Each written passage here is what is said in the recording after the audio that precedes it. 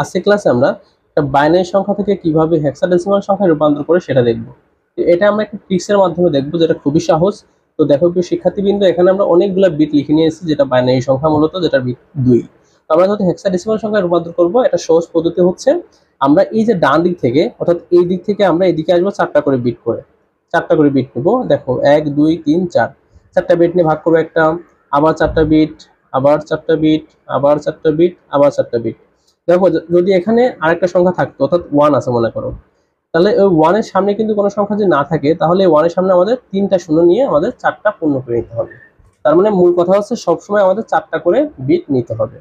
তো এবার কাজ হচ্ছে 4টা করে ভাগ করার কারণ হচ্ছে আমরা জানি যে একটা হেক্সাডেসিমাল সংখ্যার সর্বোচ্চ সংখ্যা হচ্ছে 15 বা f, যেটার মান হচ্ছে 1111, অর্থাৎ 4টা 1, যেটা সর্বোচ্চ 4টা বিট দিয়ে গঠিত। তো এই কারণে আমাদের সমস্ত বাইনারি বিটগুলোকে 4টা করে অংশে পার্ট পার্ট করে ভাগ করে নিলাম। এরপরে এবার দেখবো আমরা যে 100 মানে কত আসলে। হেক্সাডেসিমাল সংখ্যায় 100 মানে আমরা এখানে বসিয়ে দিব। তো দেখো আমরা 100 লিখে রাখছি এখানে কত, 8। সো আমরা এখানে 8টা বসিয়ে দিব।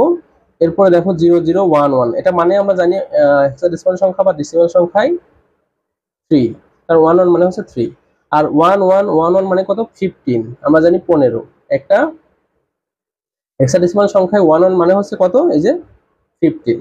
সো যেহেতু 15 এর মান হচ্ছে কত, f। সো আমরা এখানে লিখে দিব হচ্ছে f। এরপরে দেখো আছে কত, 0111, অর্থাৎ এটা হচ্ছে 7। সো 3টা 1 মানে কি, 7, আমরা এখানে লিখে দিলাম 7।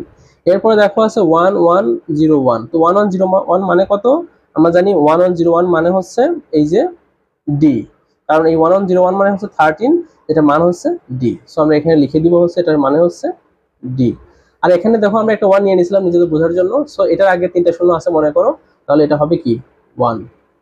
সো এই যে সংখ্যাটাই কিন্তু আমাদের সেই কি সংখ্যা, হেক্সাডেসিমাল সংখ্যা। তো আমরা এখানে লিখে দিই 1D7F38, এটাই হচ্ছে আমাদের সেই হেক্সাডেসিমাল সংখ্যা।